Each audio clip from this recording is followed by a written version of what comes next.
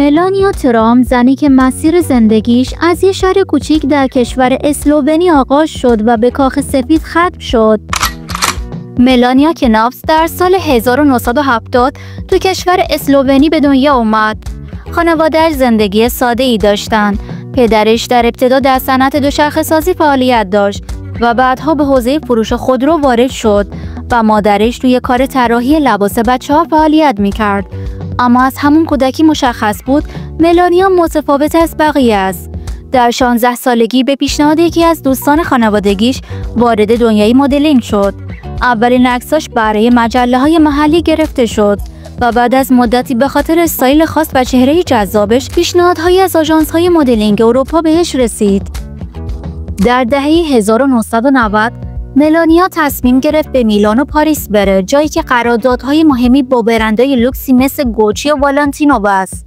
این قراردادها درآمد چند صد هزار دلاری براش به همراه داشت. جالبه بدونید ملانیا تا قبل از ورود به آمریکا توانسته بود حدود $1,000,000 از طریق مدلینگ پس‌انداز کنه. قبل از شنیدن ادامه زندگی ملانیا لطفاً اون لایک رو بزنید. تو سال 1996 ملانیا به نیویورک رفت تا رویاهای بزرگتری رو دنبال کنه. نیویورک برای مدل حرفه‌ای مثل او یک بهشت بود. تو این شهر ملانیا توانست با برندهای مطرح آمریکایی مثل کالوین کلاین و ورساچه کار کنه. یکی از موفق‌ترین پروژه‌هاش همکاری با مجله‌های معروف مثل ووگ و هارپر بازار بود که درآمد بالایی براش به ارمغان آورد. اما ملانیا فقط به مدلینگ اکتفا نکرد. اون تصمیم گرفت وارد حوزه سرمایه‌گذاری بشه. ملانیا بخش زیادی از درآمدش رو تو بازار املاک سرمایه‌گذاری کرد. مثلا آپارتمانی در نیویورک خرید که بعدها با سود چند برابری فروخت. این تصمیم‌ها نشون میده که ملانیا چقدر تو مدیریت مالی زیرک است.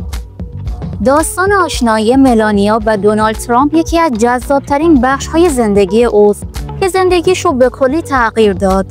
در سال 1998 در یک مهمانی لوکس در نیویورک ملانیا با دونالد ترامپ آشنا شد. آن زمان دونالد 52 سال داشت و هنوز همسر دومش مارلا میپلس رو به صورت رسمی طلاق نداده بود. ملانیا که در آن زمان یک مدل موفق بود و در صنعت مد نامی برای خودش دست و پا کرده بود، ابتدا به پیشنهاد دوستی ترامپ پاسخ منفی داد. ملانیا به شدت به استقلال شخصیش اهمیت میداد و نمیخواست صرفاً به خاطر شهرت و ثروت وارد رابطه‌ای بشه. اما ترامپ که به پشتکار و اعتماد به نفسش مشهور است، به سادگی تسلیم نشد. اون تلاش کرد اعتماد ملانیا رو جذب کنه و در نهایت توانست قلب اون رو به دست بیاره. این دو در سال 2004 نامزد شدن و یک سال بعد در یک مراسم پرزرق و برق ازدواج کردند. این مراسم در فلوریدا برگزار شد و چهره‌های معروفی از جمله بیل و هیلاری کلینتون در آن حضور داشتند. ازدواج با دونالد ترامپ به ملانیا فرصتی داد تا از شهرت و نفوذ همسرش استفاده کند و برند شخصیش را توسعه دهد. اون از این موقعیت برای گسترش کسب و کارهای خود مانند طراحی جواهرات و ساعت‌های لوکس بهره برد.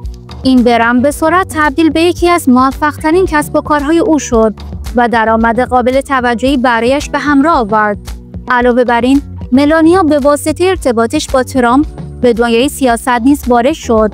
در دوران کارزار انتخاباتی سال 2016 اون نقش پررنگی در معرفی چهره خانوادگی ترامپ به مردم آمریکا ایفا کرد.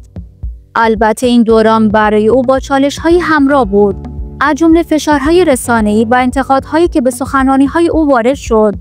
ملانیا با استفاده از موقعیت بانی اول فرصت‌های جدیدی برای رشد مالی پیدا کرد. او قراردادهای با برندهای مد و لوکس امضا کرد و حتی از نام خود برای عرضه محصولات مختلف استفاده نمود. علاوه بر این، حضور در رویدادهای مهم بین‌المللی و کنفرانس‌های لوکس نیز درآمدهای چشمگیری برای او به همراه داشت. ازدواج با ترامپ نه تنها درهای جدیدی را به روی او باز کرد، بلکه زندگی او را از یک مدل موفق به چهره جهانی و یکی از ثروتمندترین زنان دنیا تبدیل کرد. زمانی که ملانیا ترامپ در ژانویه 2017 به عنوان بانی اول ایالات متحده وارد کاخ سفید شد، این موقعیت تأثیر چشمگیری بر زندگی و ثروت او داشت.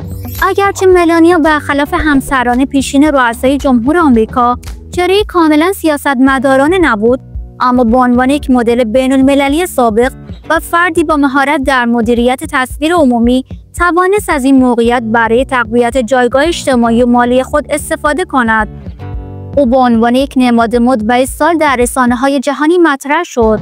هر لباسی که می‌پوشید به سرعت توسط طراحان و برندهای لوکس مورد توجه قرار می‌گرفت. این توجه باعث شد که ارزش نام تجاری او افزایش یابد. اگرچه او هیچ خط تولید رسمی جدیدی در زمان بانوی اولیه خود آغاز نکرد، اما از نام و جایگاهش برای ایجاد قراردادهای تجاری و مشارکت با برندهای لوکس بهره برد. گفته میشه که برخی از برندها حتی پس از پایان دوران بانوی اول همچنان به ملانیا پیشنهادهایی برای همکاری میدهند که سود مالی زیادی برای او به همراه دارد. ملانیا تمرکز خود را در دوران بانوی اول روی کمپین بیبس گذاشت که هدفش ترویج سلامت روان کودکان و مبارزه با قلدری آنلاین بود. اگرچه این کمپین ظاهراً غیر تجاری بود، اما باعث افزایش محبوبیت او در میان بخشی از جامعه آمریکا شد و به او امکان داد در مراسم‌ها و رویدادهای لوکس حضور داشته باشد که این خود یک راه برای افزایش درآمد و ارزش نام او بود.